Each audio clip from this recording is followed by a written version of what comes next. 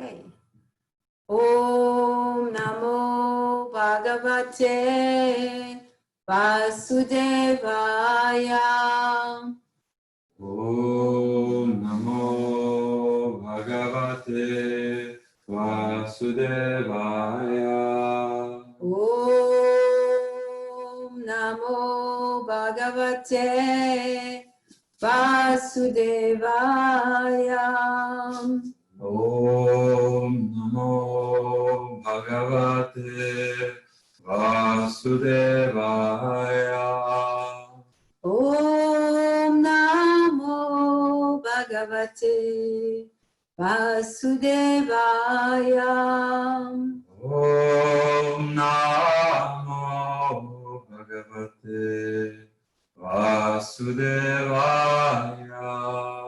Narayanam namaskritya naram chaiva namotamam devim saraswatim vyasam tato jayamudirayat.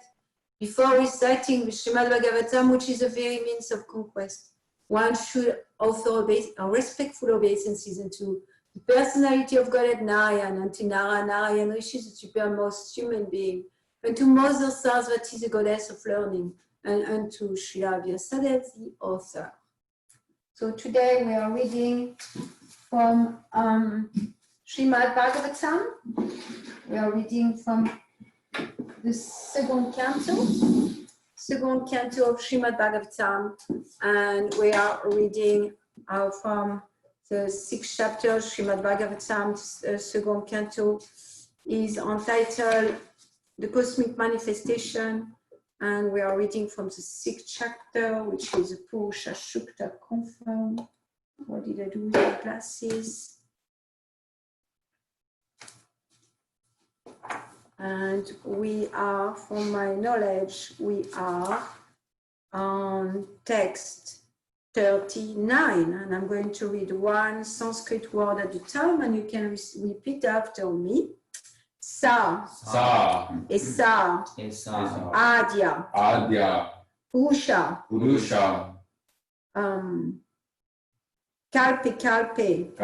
Kalpe, Srijati, Aja, Atma, Atmani, Atmanam, Sa, Samyakshati, Pati, Cha. Sa esa adya purusham. Kalpe srijatyaja. Atmatmanyam manatmanam. Sa samyakshati paticha. Sa esa adya purusha. Kalpe srijatyaja. Atmatmanyatmanam. Sa samyakshati paticha. Sa esa adya purusha. Kalpe srijatyaja. Atmatmanyatmanam. Sa samyakshati paticha. Saeshadya Purusha. Kalpe sajatyaja. Atmatmanyatmanatmanam. Sa samyachati paticha. Saeshadya Purusha. Kalpe Srijatyaha. Kalpe Srijatyaja. Atmatmanyatmanatmanam. Sa samyachati paticha.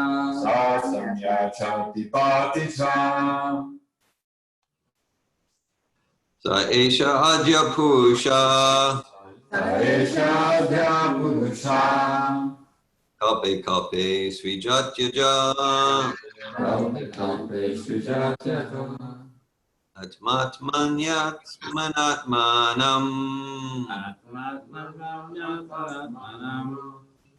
Sasamyachati Paticha Samachati Paticha Saesha Adya Purusha Saesha Adya Purusha Kalpe Kalpe Srijatyaja Kalpe Kalpe Srijatyaja Atmatmani Atmanatmanam Atmatmanyatmanatmanam Samyachati Paticha Sasamyachati Paticha Saesha Adya Purusha Saesha Adya Purusha Kalpe Srijatyaja Kalpe Kalpe Srijatyaja Atmani Atatmanatmanam Atmatmanyatmanatmanam Sasamyachati Paticha Sasamyachati Paticha.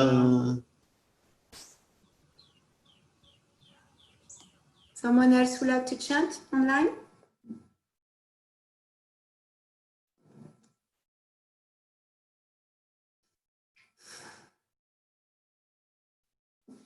Sa, Sa he, He, Esha, Esha the very, Very Adya, Adya the original personality of Godhead, the original personality of Godhead. Purusha, Purusha the Mahavishnu incarnation, a plenary portion of Govinda, Lord Krishna. the Mahavishnu incarnation, a plenary portion of Govinda, Lord Krishna.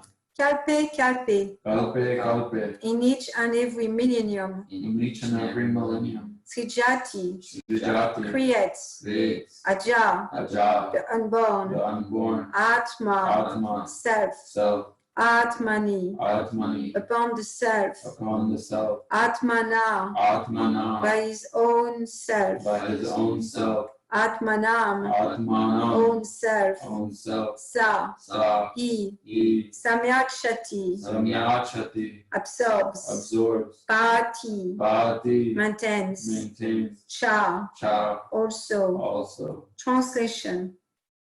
That supreme original personality of Godhead, Lord Sri Krishna, expanding his plenary portion as Mahavishnu, the first incarnation, create this manifested cosmos. But he is unborn.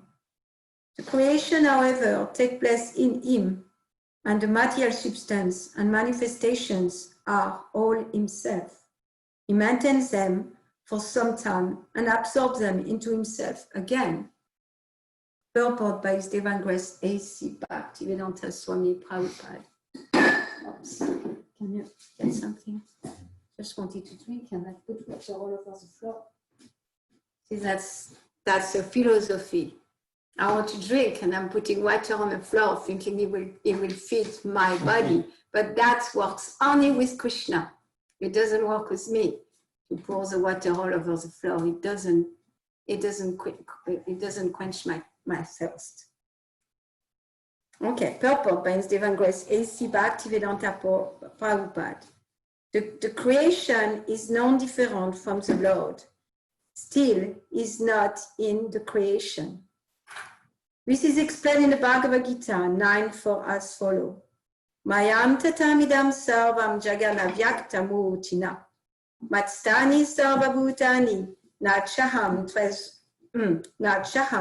tesvavastitaha. The impersonal conception of the absolute truth is also a form of the Lord called Avyakta Murti. Murti means form, but because his impersonal feature is inexplicable to our limited senses, is Avyakta Murti form. And in that inexplicable form of the Lord, the whole creation is resting, or in other words, the whole creation is the Lord himself. And the creation is also non-different from him, but simultaneously he, as the original personality of Godhead, Sri Krishna, is aloof from the created manifestation. The impersonalist gives stress to the impersonal form or feature of the Lord and does not believe in the original personality of the Lord, but the Vaishnav accepts the original form of the Lord, of whom the impersonal form is merely one of the feature. The impersonal and the personal conception of the Lord are existing simultaneously, and this fact is clearly described both in the Bhagavad Gita and in the Srimad Bhagavatam, and also in other Vedic scriptures. Inconceivable to human intelligence, the idea must simply be accepted on the authority of the scriptures, and it can only be practically realized by the progress of devotional service unto the Lord, and never by mental speculation or inductive logic. The impersonalists depend more or less on inductive logic, and therefore they always remain in darkness about the original personality of Godhead. Their conception of Krishna is not clear. Also, everything is clearly mentioned in the Vedic scriptures.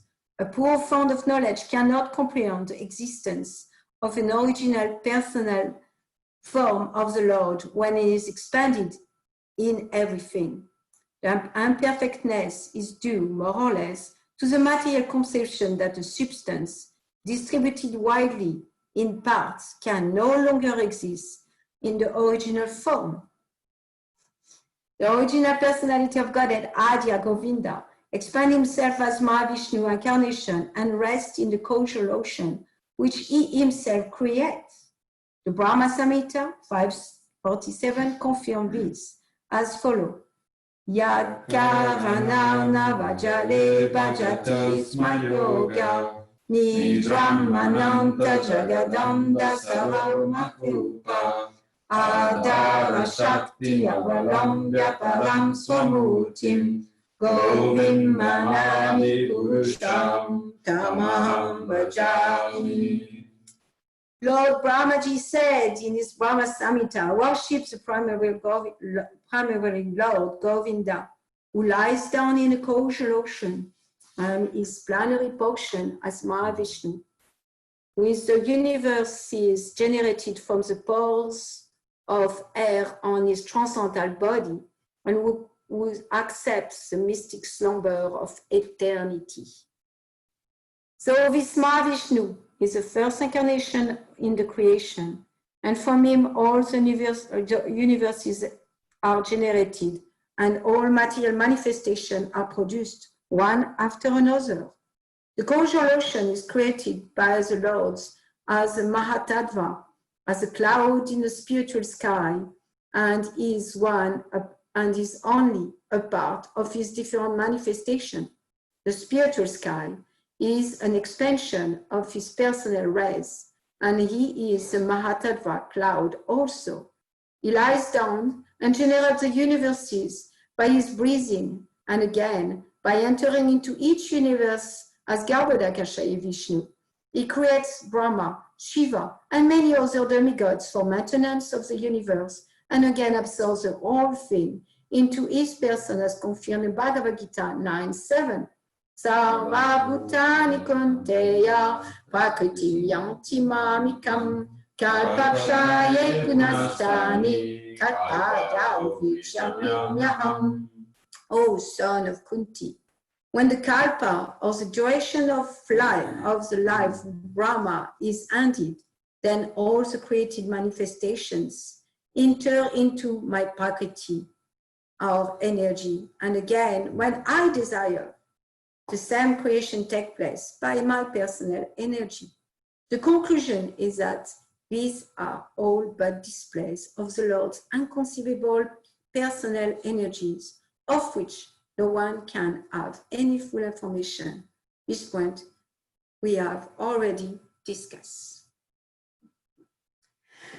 Om Agyanati Merandasya Gyanajala Shalakaya Shakshun Militam Janatasmai Shri Gurave Namaha Shri Chaitanya Madhubhistam Shtapitam Yena Bhutale Swayam Upakadamayam Datati Swapadam Tikam Vandeham Shri Guru Shri Yuta Pada Kamalam Shri Gurum Vaishnavamsha Shri Rupa Sagajatam Sagana Saguna Ragunatam Vitam Tam Sajivam Sarvetam Savatutam Parjana Saita Krishna Chaitanya Devam Shri Radha Krishna Padam Sagana Lalita Shri Vishakam Vitam Cha He Krishna Karuna Sindhu Dinabandhu Jagatpate Gopesha Gopika Kanta Radha Kanta Namostute Tapta Kanchana Gorangi Radhe Vrindavaneshwari Vishabhanu Sute Devi Pranamami Yari Priye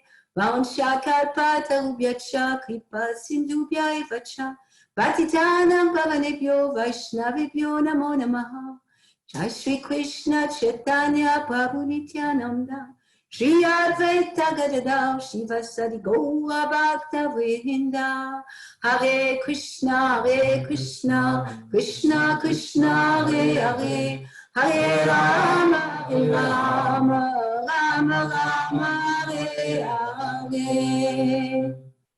Namah Vishnu Padaya Krishna Prastaya Bhutale Srimati Bhaktivedanta Swaminiti Namine Namaste Saraswati Deve Gauravani Pacharine Nirviseshya Shunyavadi Paskachari Jatarine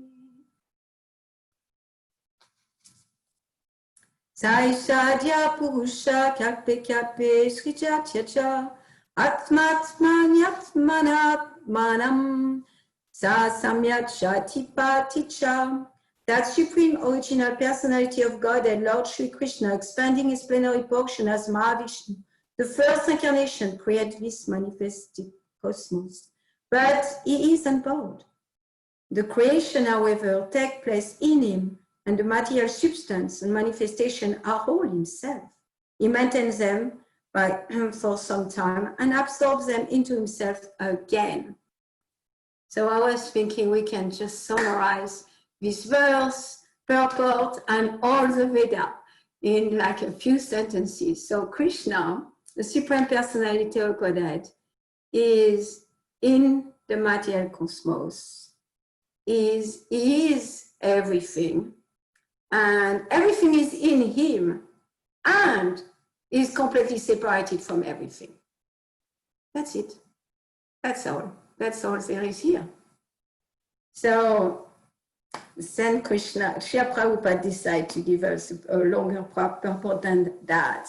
And then he's going in two different places. On the first place he's going, it's the Bhagavad Gita, and he stressed the word Avyakta Murti. Avyakta means unmanifested. So the Lord has his manifestation and his eyes unmanifested, Avyakta Murti. And it's still a form, it's just a form that's not manifested from our material eyes. And at the same time, it is a form that one can realize if one becomes aware of the fact that there is a creation. And we have seen in the beginning of the second canto how we can discover the Lord through his external energy, through the universal form.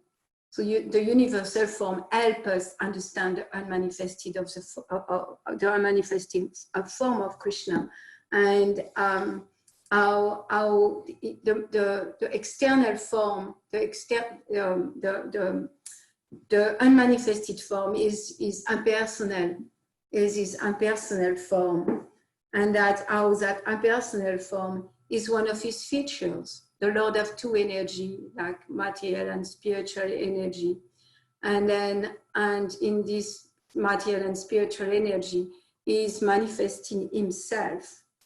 And I appreciate how Srila Prabhupada explained how the impersonal form of the Lord can be realized by our logic and argument. We can, that's the Brahman, Paramatma, Bhagavan. There is three forms of the Lord. He says, Vadanti Tattva Vidas, Tattva Jnanam Advyayam, Brahmeti Paramatmeti, Bhagavan Iti Shabdyati. He said that the learned transcendentalist who knows the absolute truth. So that's what we are speaking. We are speaking about the absolute truth and its different manifestation.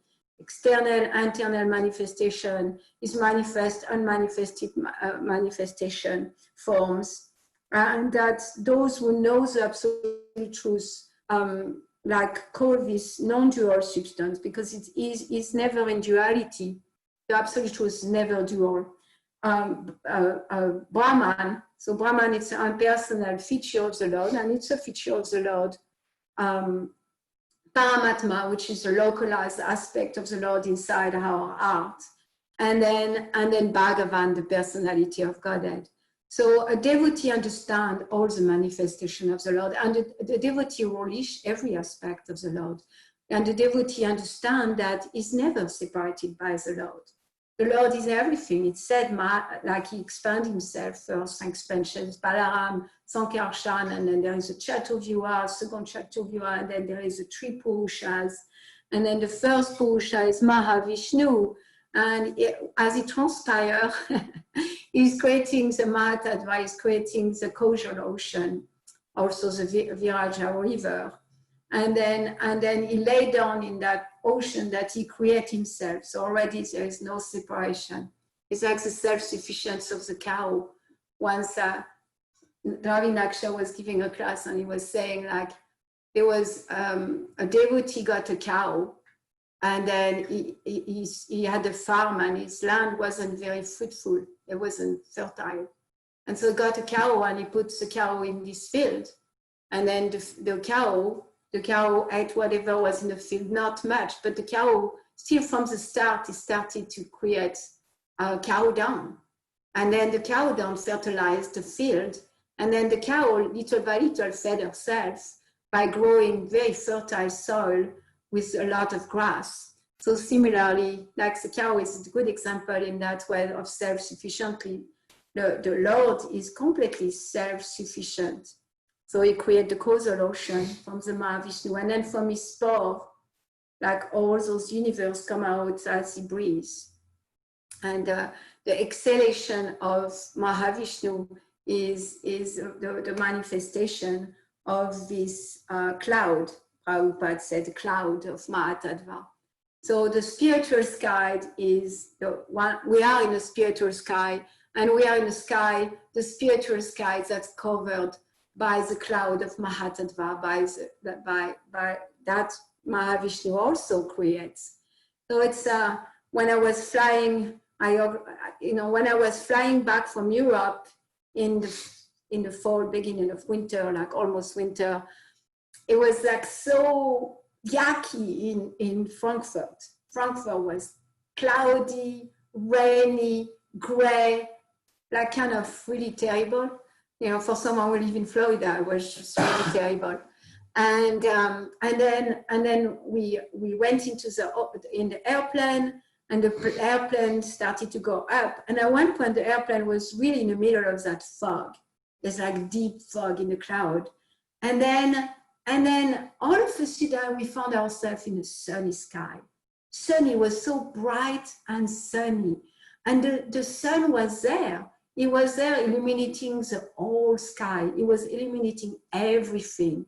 So I was wondering, like, I was looking down and I could see the cloud, and I could think of the people under the cloud that had no idea how sunny the day was today. Yeah, they had no idea that today was a really bright and sunny day.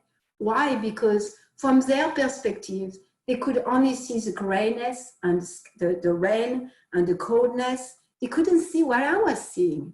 They couldn't see what I was seeing. So similarly, the pure devotee, he sees that sky. He sees the spiritual sky. He sees that the sun is always shining. He doesn't see that there is any cloud. He doesn't see that there isn't any covering either. He sees everything in relationship to Krishna, because nothing is separated to Krishna. And we are in a spiritual sky, like we are under the sky all the time. Even if we live in Wales or London and it's raining all the time, we're still under the sun, and every day is sunny. So similarly, like we are in that spiritual sky covered by the Mahatattva, by the cloud of illusion, really, the cloud of the material cosmic manifestation. And it says that so Mahavishnu he expands again himself, and then he enters every universe. And as he enters every universe, he garbo d'akasha, he lay down in the garbo ocean. And then from that, Lord of Brahma come. And Lord Brahma is speaking right now to his son Nada.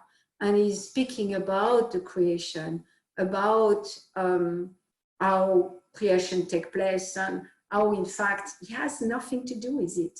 That the ingredient of creation, the ingredient of his sacrifice, he says at one point, the ingredient of his creation, the ingredient of the sacrifice, everything is produced out of Krishna, out of Vishnu, out of the Lord.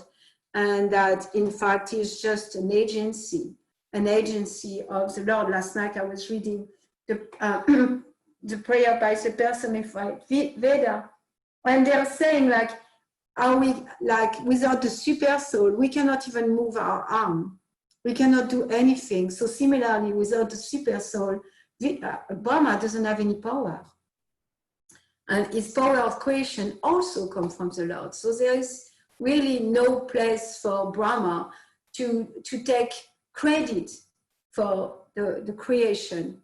So here he explains, he's really explaining, and as he explained how the creation took place, he wants to offer obeisances to the Lord, and he feels like it's his ecstasy that we are seeing here, how he's in thinking of the Lord, you think, oh, the Lord is everything, and he is everything, and he's in everything, and everything is in him, and everything that comes to create is also him, and he's completely aloof from all that.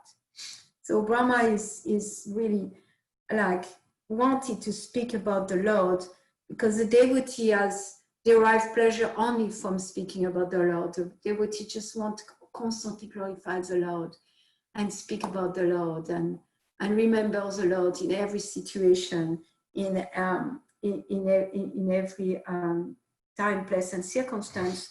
So the impersonalists, they realize Krishna to his form as Brahman through their own logic, because Prabhupada say here, there is no way to understand the personality of Godhead without accepting authority.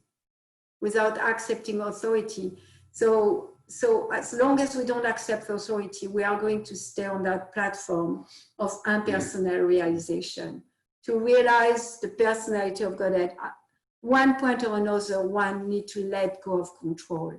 Let go that I can figure it out by my own intelligence, because our material intelligence have limitation. And for that, one needs to accept the authority of the Veda and to learn about the Veda through performing devotional service under the guidance of a pure devotee. Because bhakti only can come from bhakti. We cannot receive bhakti but from someone who has bhakti. So without being in service and receiving transcendental knowledge and learning to practice devotional service under the guidance of a pure devotee, according to the Veda, according to the Vedanta Sutra, then there is no chance for us to realize the personality of Godhead. Like in the last purport, Prabhupada was quoting a verse that Shadana Munayo Kyana Vahagya Yuktaya Pasyantyatma Chatmanam Bhakta Shuta Kriitaya. This verse said like a very inquisitive, intelligent, seriously inquisitive, curious Bhakta, well equipped with knowledge and detachment. So knowledge and detachment is already the Brahman realization in some ways. He realized the absolute truth, by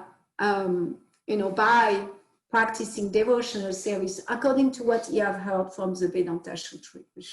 So we need to hear from our mother.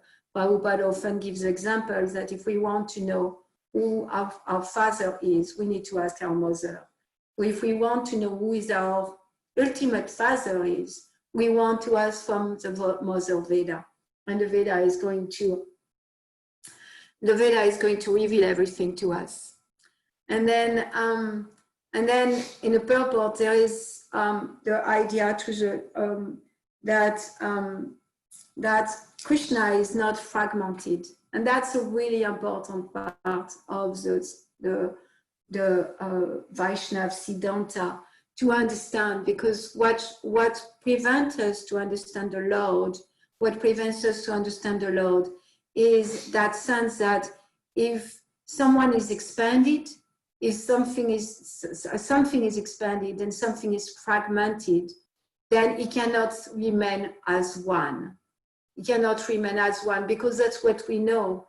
If I have a piece of bread and I cut the piece of bread to distribute it to everyone, then I don't have my original piece of bread anymore. So our material conception prevents us and gets in a way of understanding that the Lord is never fragmented, that he unlimitedly expands himself in his part and parcel, that he expands himself in his different energy, external energy, internal energy, that he expands himself in so many forms of himself and still he stays the same. And Srila Prabhupada gives also, like, he gives the verse from Bhagavad Gita, Maya tatamidam sarva jagamapyakta murchina matsani sarva bhutanitna chaham tesvavastita. And he said, by me, in my unmanifested forms, the entire universe is perverting, all beings are in me, but I am not in them. So everything is perverting, and he is in them, and they are in him, but is not. He's separated. And there is a story in Krishna book. A story once.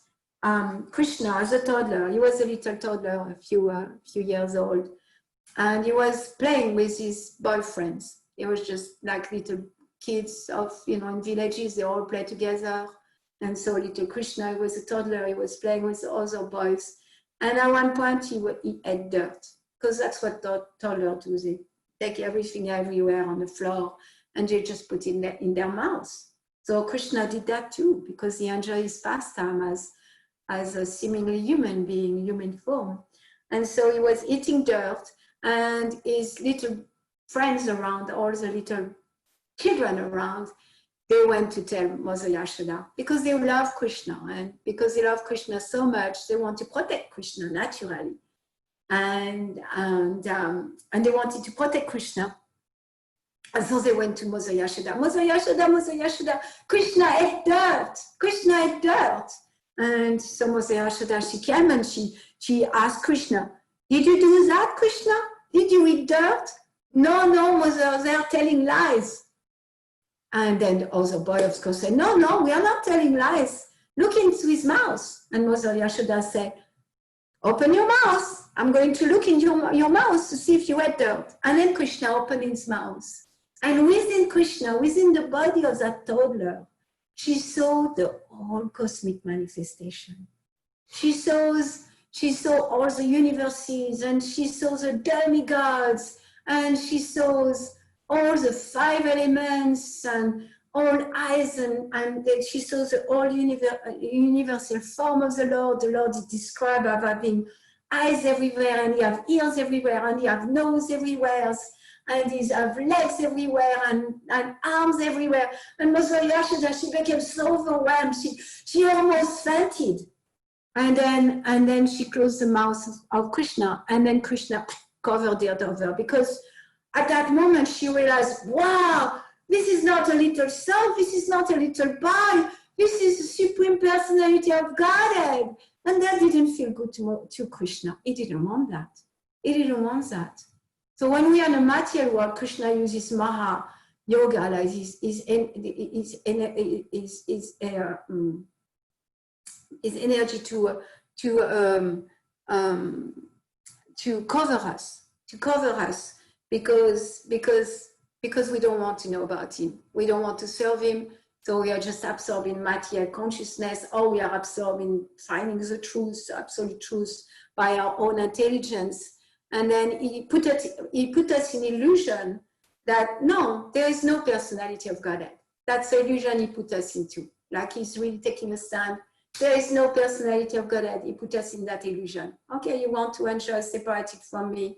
You can be in that illusion that there is no personality of Godhead. And then on the other side of the Viraj River, for the devotees, the Lord said, I'm going to put you in illusion that there is no personality of Godhead either. And there is only me, that little boy that you love so much. So on both sides, there is illusion. One illusion is that there is no personality of Godhead for us to be completely illusioned by the glaring effulgence of his external energy. And on the other side, he says there is no personality of Godhead for the devotee to feel fully absorbed in his internal energy, fully absorbed in loving devotional service, in serving the Lord in a way that's most pleasing to him. Like he wants his mother to see him as a little boy, because that's how we enjoy. Yeah.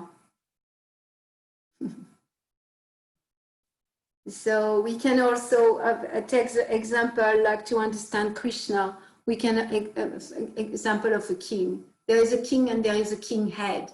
There is God and there is God head.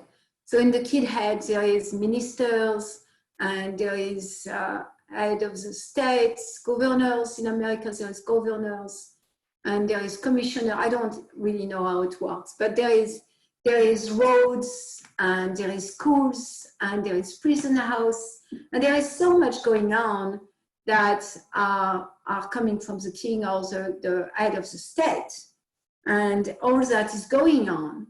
And whilst all that is going on, the king or the head of the state is not fragmented. All that is going on is its energy, and at the same time he can have a laugh with his little son, or he can have a dinner with his wife. And while he's doing that, there is no separation. There is a sentence that last night I was reading and I wrote it down on my little notebook because I love that sentence. Prabhupada said, also he is present in Vrindavan with the gopis and the cowherd boys. His potencies are acting under his direction all over the creation. So also, like Krishna is in Vrindavan, he's enjoying Mother Yashoda looking in his mouth. And at the same time, he's enjoying playing with his little boyfriends, eating dirt, doing so many things. And while that is taking place, the cosmic manifestation, the whole creation, the sun is setting and the sun is rising, and everything is taking place and everything is orchestrated, and he's in everything, and he's continually in every atoms. Like there is those nights, dear Govinda, on Saturday night and on Monday night, he's doing some reading of lecture from Prabhupada about great philosopher, Western philosophers, and comparing their philosophy with the philosophy of Krishna consciousness. Very fascinating. And Monday night, we were speaking about how Krishna expands himself in every atom in his form as Paramatma. So in every atom, everywhere around us, we have the Paramatma, by millions and millions of Paramatma. And how the Paramatma also interact with us individually. So once in Vrindavan, while all the cosmic manifestation was going on, once in Vrindavan, Krishna, he was with his cowherd boyfriends. And they were with a calf, because around 5 or 7 years old in those villages, these agricultural villages in India, at 5 years old, the boys take more responsibility naturally. And what they do, they become in charge of the calf. So every day, Krishna and Balaram and their cowherd boyfriends, they go to the field. They go to the field with the little calves. They must be so cute. Like calves are so cute and playful, and little boys are so playful and cute. So like the combination of the calf and the little boys is such a beautiful picture. And then so Krishna and his boyfriend, it was lunchtime, so they sat down They sat down to eat lunch, and it's described when they sat down to eat lunch. When they sat down to eat lunch, it's described how Krishna, he was so beautiful in yellow garments, and he had his flute and his bangle, and he had some food in his left hand. He wasn't even eating with his right hand, he's eating with his left hand. He had some food in his left hand. He's described, he was like looking like a lotus flower. Krishna was in the middle, and all his cowherd boys around, and they were eating and joking. And each of them were relating with Krishna in a specific, unique way. They were all manifesting a unique relationship and a unique rasa with Krishna. And then while they were enjoying their lunch together, all of a sudden, one of the little friend of Krishna, one of the cowherd boys, one of the Gopa, he discovered that some calf disappeared. The calf had disappeared. They went off. They went finding grass somewhere else, and they were in panic. Krishna, Krishna! They call on Krishna because they are used to be served by Krishna. Krishna just had killed Agasura just a minute before that. So they called on Krishna, Krishna, where are the calf? And Krishna said, don't worry, I'm going to go. So he went, Krishna went. He went to look for the calf, and he left his little friends there. And while Krishna were having his pastime like that, the demigods, they were watching. They were in amazement, watching like Lord Indra and Shiva and their wife and all the demigods and the Gandharva and Siddharas and all. They were watching like always like TV. That's their TV. They are watching Krishna's pastime in Vrindavan with his cowherd boys and with his cows. And so they were watching. And then Lord Brahma, who is the head of the demigod, he was also watching. And he was like thinking, okay, he knew Krishna, that little boy is a personality of Godhead. And also he wanted him to be glorified more. And he wanted to test his potencies just to manifest them more. So he decided to steal. He stole all the cowherd boy and he stole all the calves. He stole them away. And then Krishna, he looked everywhere. He looked next to the Yamuna, he looked in the forest. He was thinking maybe they wanted shade, so he went in the forest. And of course, he didn't find the calf. And because it's Krishna, he knew. He kind of knew what was happening, that, Lord Brahma is playing a trick on me. And then what happened after that is that Krishna thought, okay, so Lord Brahma took the calves and the cows, and soon I need to go back to Vrindavan.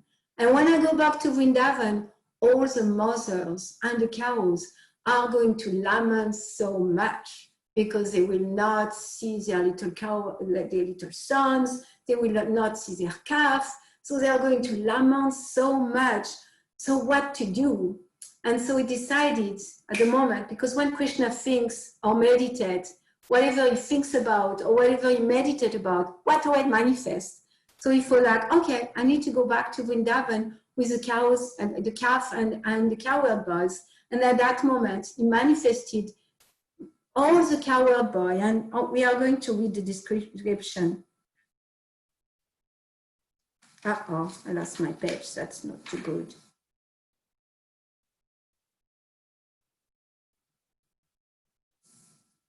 Okay. So that's where we are here. We are, like Krishna is saying, Krishna thought, Brahma has taken away all the boys and calves. How can I alone return to Vrindavan? The mother will be aggrieved. So then Prabhupada says, therefore, in order to satisfy the mothers of his friend as well as to convince Brahma of the supremacy of the personality of Godhead, he immediately expanded himself as a cowherd boys and calves. In the Veda, it is said that the Supreme Personality of Godhead expands himself in so many living entities by his energy. Therefore, it was not very difficult for him to expand himself again into so many boys and calves, expanding himself to become exactly like the boy, who were of all different features, facial and bodily construction, and who were different in their clothing and ornament, and in their behavior and personal activities. In other words, everyone has different tastes. Being individual souls, each person has entirely different activities and behaviors. Yet, Krishna exactly expanding himself into all the different positions of the individual's boys. He also became the calves, who were also of different sizes, color, activity, etc. This was possible because everything is an expansion of Krishna's energy. In the Vishnu Purana, it is said, Parashya Brahmana Shakti. Whatever we actually see in this cosmic manifestation, be it matter or the activities of the living entities, is simply an expansion of the energies of the Lord, as heat and light are the different expansion of fire. So here, in this passage, Srila Prabhupada take an opportunity to remind us how everything is the Lord, and when he expands himself, he really expands himself and he stays Krishna. Like, it's not like he expanded himself as all those boys and calves and then disappeared because he was fragmented. No, he went back with them. And in fact, what's happened when he come home, when they all come home, then the mothers, they give so much attention. They recognize their son, and at the same time, their love for their son have increased for no given reason. Same thing for the cows. When they see their calf coming back home, their love has increased for no reason. They pour milk all over the land, and they recognize their own calf. And at the same time, they discover how much love, their own love have increased.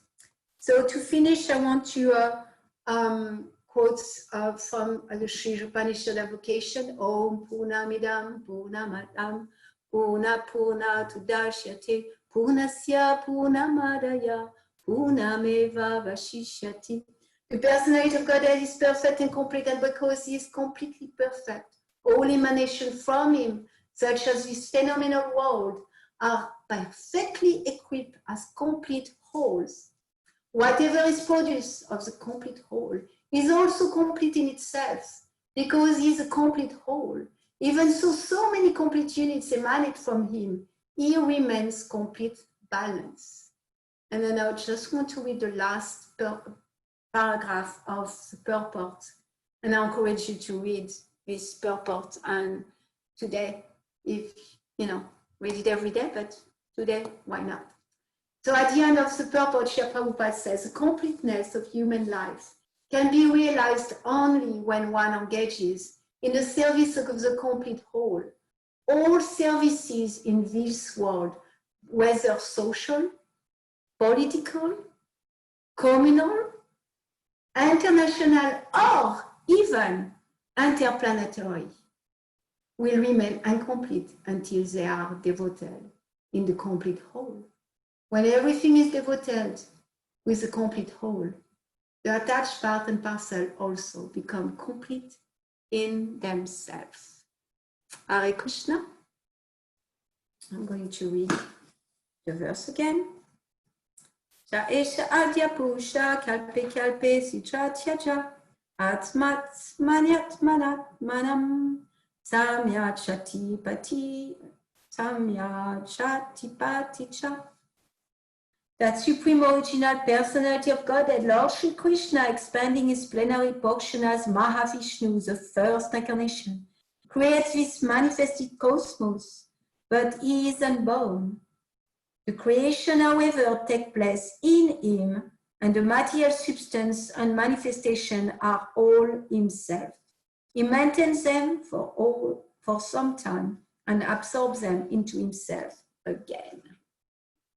Hare Krishna. I invite any comment, question, challenges. What's happening for you now? Hare Krishna.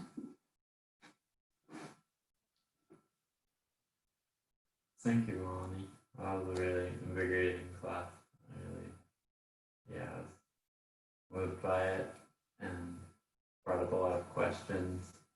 Towards the beginning, you mentioned the Vedanta verse, and you,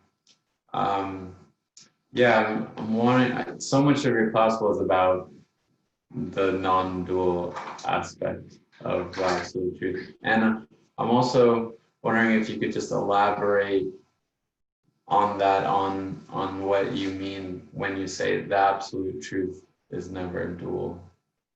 You said that in the beginning. The verse said that. Okay, thank you. So thank you, Narayan. And I have expanded. I felt I expanded on all form, but from the Vaishnava perspective, not from the impersonalist perspective. Mm-hmm. Like the Vaishnava is so mesmerized and so enamored with Brahman, with all aspects of the Lord, all part of his energy, including the all perversing energy. He's so much in love with that. And that's what Mother Yashoda was seeing, and that's so much what Lord Brahma is glorifying here.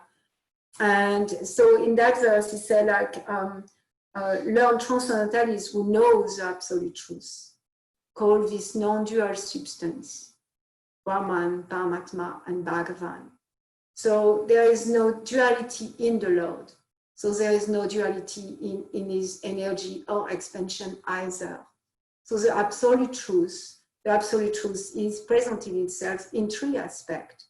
The perverted, expanded aspect of the absolute truth that we have discussed many times.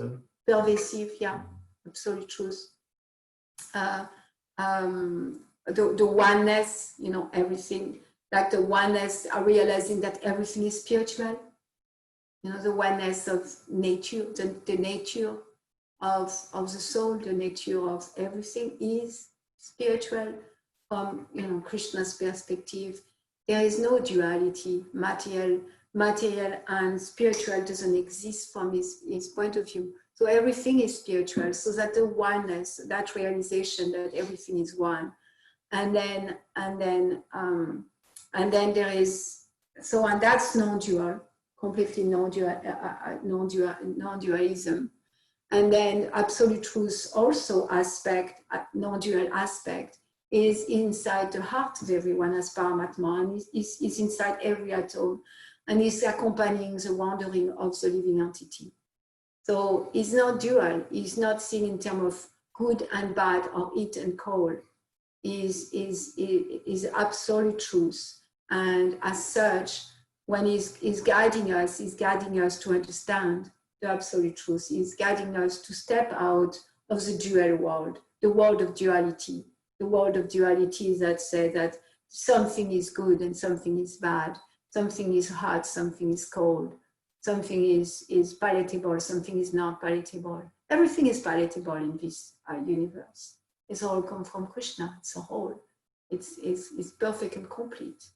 And what's not perfect and complete is our approach to it, is our own consciousness, which is covered by illusion, like that.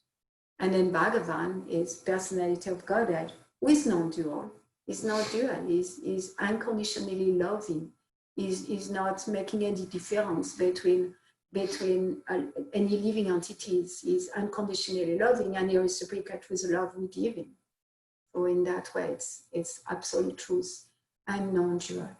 Did I respond to your question? Yeah, definitely, in so many ways. And I still, I see, for me, it's such a struggle to understand that. And it makes sense. Like, it's such a, because I do live in so much duality. Yeah, like my practical experience is like, I go everything, like good or bad. I see constant, like, I experience constant, like, separation between, like, me and other people, and, like, me and my desires, me and God. So it's, and, like, yeah, I get confused sometimes because, like, everything you're saying for me is just, like, impersonal until we, like, it's, like, impersonal, my understanding of impersonal philosophy. and then we're just like adding Krishna. And then that's like relieving for me. It's like, oh yeah. Yeah. That's an aspect of the Lord. The Brahman realization and the unmanifested Brahman is an energy of the Lord. It's not a very important energy of the Lord, really, but it is an energy of the Lord. And then the Lord is always in non-duality. But the non-dual philosophy, I think there's a difference between the way this verse in the Bhagavatam, it's first canto, second chapter, 10 verse, I believe. And when it speaks about the non-dual substance, it speaks about how the Lord is never dual. He doesn't have a duality of good and bad. And then there is a non-dual philosophy of the impersonalist that does it describes that there is no dual, there is no two, there is only oneness. There is no oneness and like the living entity and the relationship with the Lord. So that word duality, dual, is used in different meaning, and it's really important to make those distinctions. Yeah. Like when you are Advaitavad, or like the dual philosophy, when they say dual philosophy, it's because they only one, like they are Danda of the impersonalist sannyas, they have only one Danda, one stick, because there is only one, there is no two. But we say there is two. There's the living entities and there is the Supreme Personality of Godhead. So that's different. That's different than the non-dual substance, that's Krishna, who is not in duality of good and bad. Like in the Bhagavad Gita, so much he said heat and cold and honor and dishonor and all those things that describe duality. Yeah, I appreciate that. And like my understanding of Achinta Beta Beta Tattva is like, it is also only one. Like, it is all just Krishna, like you were saying, everything is an emanation of Krishna. And conceivable oneness and we're all difference. expansions of Krishna in some way. So it's like, it is also, like, in a way there's no disagreement, and at the same time there is. So there's no disagreement between, like for a devotee, there is no disagreement between impersonal philosophy and personal philosophy. Like for a devotee, like in Bhagavad Gita, Srila Prabhupada says, there are personalists, that will be like people at church, Christian church, there's God and there is us very small and that's all there is. And there is a personalist, there is only the oneness and there is all there is. And then Prabhupada says there is a personalist and there is impersonalist and then there is the devotees. Meaning the devotees are not personalists or impersonalists. They are in wonder of all aspects of the Lord.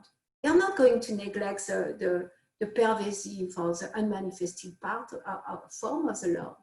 Avyakta Murti is the form of the Lord. And the devotees are in love.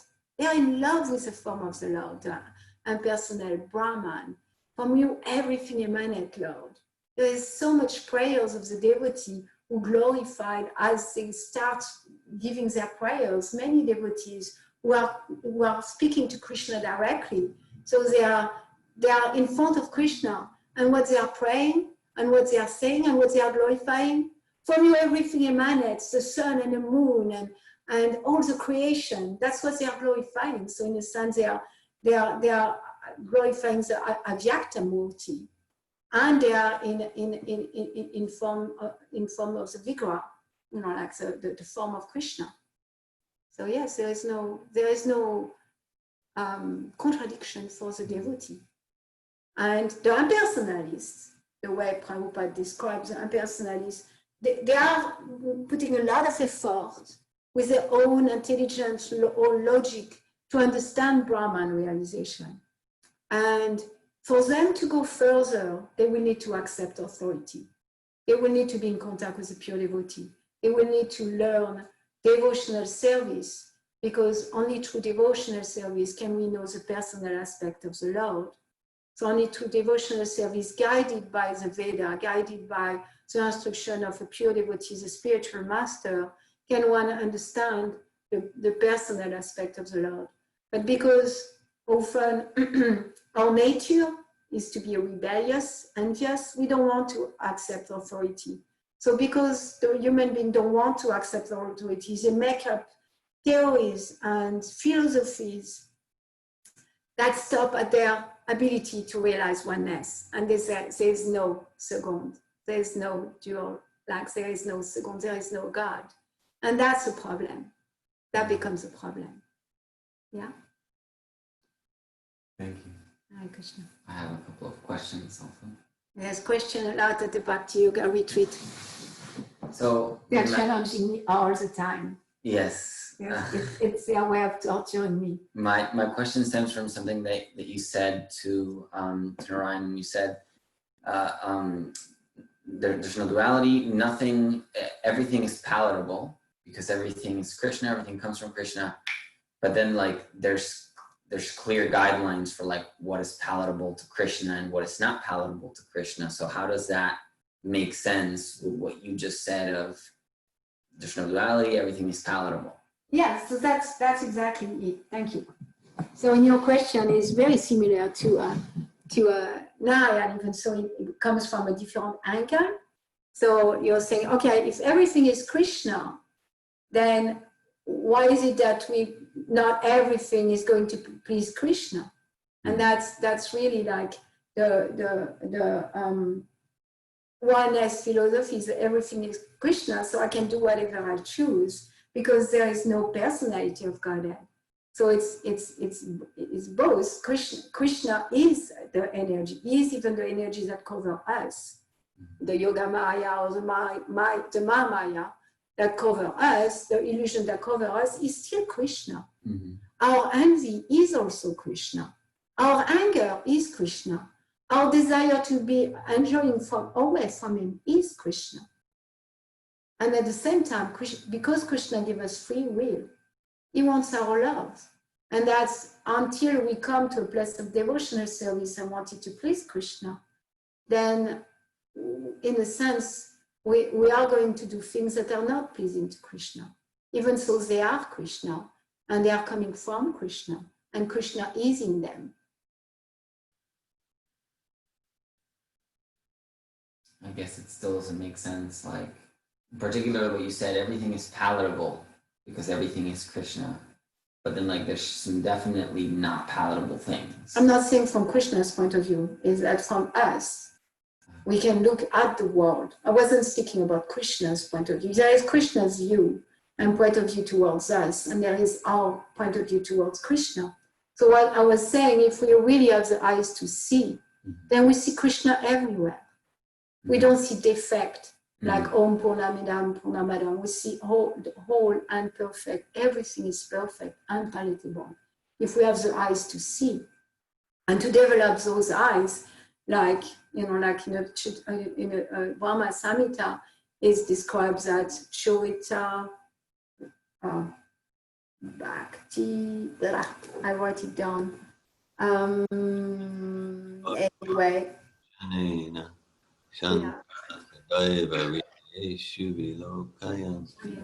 Yeah, that's that. So.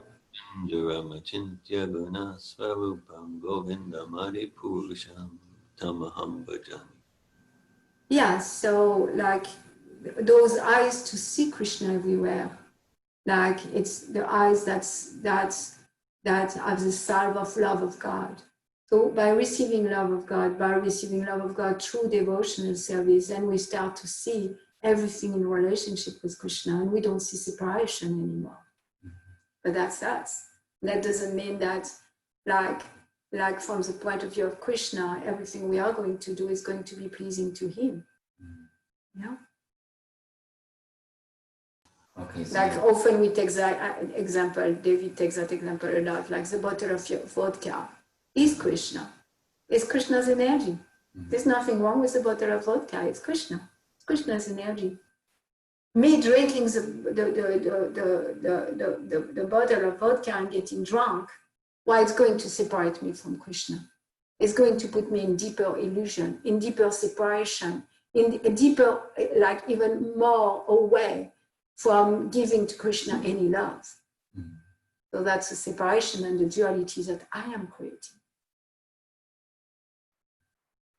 Okay. Yeah. So then I have a follow-up question. Okay. Torturing me again.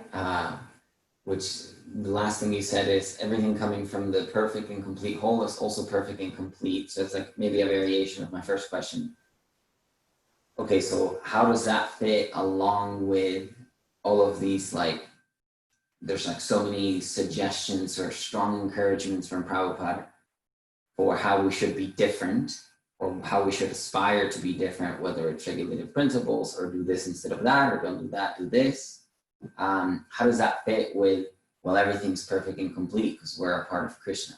Okay, so that's the same question, like put in a different, like what you really want to speak about is how comes there is those regulative principle, guidelines, and all that. If everything is perfect and complete, then anything we do and everything we do will be perfect and complete, and then we are all happy in the material world. So everything is complete and perfect, but my realization that it's complete and perfect is not there. That's why I'm feeling. Say that again. What I didn't catch. Everything is complete and perfect, but my realization as a conditioned soul of around here, like most of the conditioned souls, they are constantly making plans for peace and happiness. Peace and happiness. Why? Because our condition in the material world is in the material context. Part of the material context is completely being in fear all the time. And because I'm in fear, I need to control. Because I'm in fear, I need to make plans for happiness. Because I'm in fear, I need to, so many things. So I'm not understanding that I am perfect and complete. I'm not seeing the world as perfect and complete. And it's not, there is no should in Prabhupada. There is no should, you shouldn't live differently.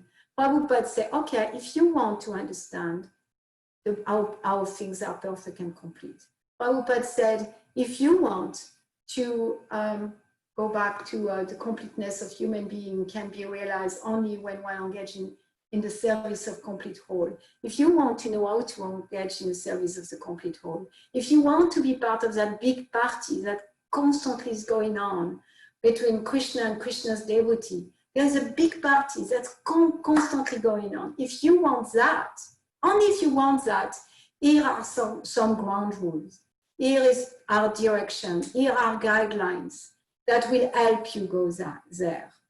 Stop numbing yourself with sinful activity. Stop avoiding pain. First, there is a lot of don't and there is a do. Chant the name of the Lord. The more you chant the name, because Krishna is no different than his name. What we established today in Prabhupada's purport is Krishna is in everything, he is everything, and everything is in him and is separated. So that means when we chant Krishna's name, which is non-different than Krishna, we also have access to everything. The holy name is like Kalpavriksha tree.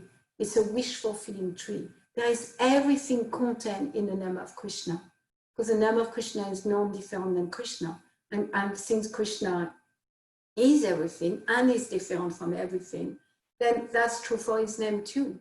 So Prabhupada said, okay, connect with that plug into that Maha Mantra, plug in the internal energy of the Lord through that easy way that Lord Chaitanya is giving us. It's amazing to have such a simple process that by chanting that mantra, Hare Krishna, Krishna Krishna, Hare Hare, Hare Ram, Ram Ram, Hare Hare, we serve the Lord and our heart becomes cleansed from all the misgiving we have put ourselves into, to open our eyes to see that yes, everything is perfect and whole and complete. Mm-hmm. Yeah. Hare Krishna.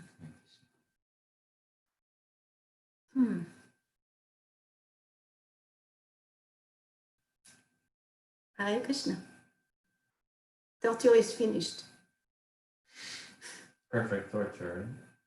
Perfect, Arthur. And it's complete. Hare Krishna, everyone. Thank you for being here. Oh, Ramachandra. Hey, Hare Krishna, Malini. Just like, I think it's like a quick question that touches both of the previous questions too. And when you were speaking about that everything is illusion, like both Maya and both Krishna, and we have to choose, it sort of like triggered the question that I was struggling with my dad a lot, because he would tell me like everything is an illusion, and I always question, so what is the meaning of saying reality? Like, what is reality in that sense? If both Krishna is illusion and both Maya is illusion? Krishna is not an illusion. Okay. I thought that's true. Krishna have an energy that illusion, and illusion, I was saying like illusion us that there is no God on one side of the continuum, and on the other side of the continuum, illusion us that there is no God because he doesn't want us to deal with him as God, or he doesn't want his pure devotees, his eternal associate to deal with him as God. So like, no, Krishna is real and we are real. We are real part and parcel of Krishna, having spirit soul, having a human experience. So that's a reality. And we are away from Krishna, conditioned in the material energy, losing touch with our real constitutional position. That's reality. That there is Krishna and his pure devotees that are canvassing constantly toward us to go back to the clarity of our mind, stepping out of illusion. So that's reality as I understand it. Under Krishna's shelter, that's reality. Under Krishna's shelter, or either under the shelter of his internal energy or under the shelter of his external energy. But we are under Krishna's shelter, and the material world is temporary, but it's not illusion, and it's perfect and complete. And we are in illusion to the degree that we see the material world separated from Krishna. Separation is illusion. Okay. Thank you. Our illusion is to think that we are separated from Krishna. Makes sense. Thank you, Mother Malini.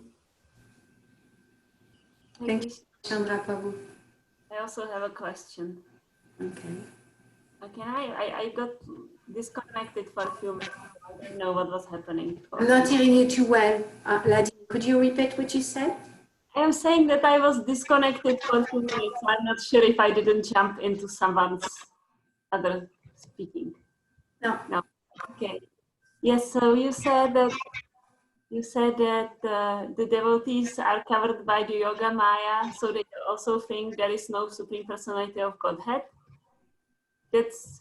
I think that's confusing to me. I would understand that they don't know that Krishna is the Supreme Personality of Godhead, but isn't it also that they like worship Vishnu or something? Like they are still.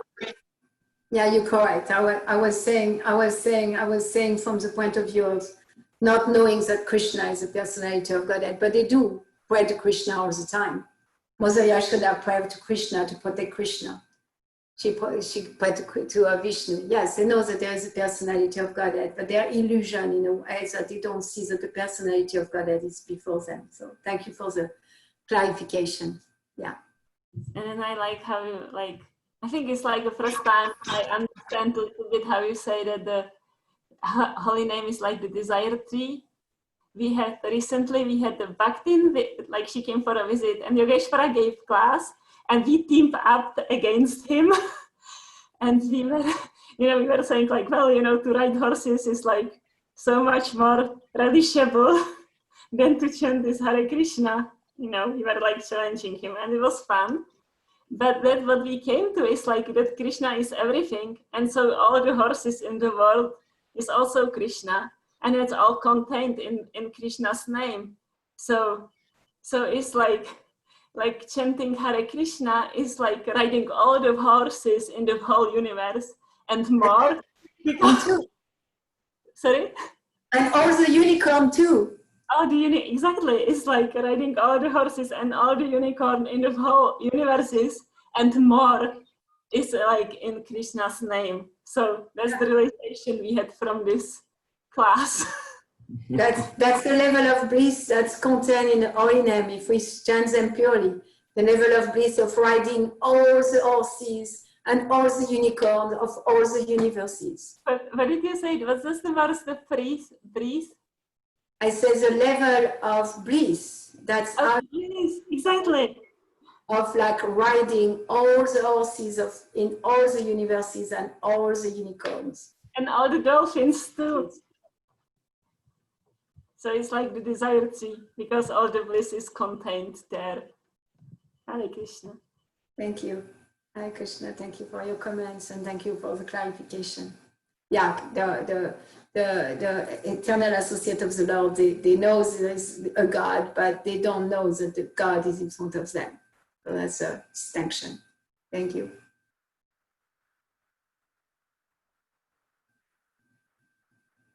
Thank you for listening and thank you for being churning together the nectar of Srimad Bhagavatam. Grantaraj Srimad Bhagavatam ki jai, Shri Prabhupada ki jai.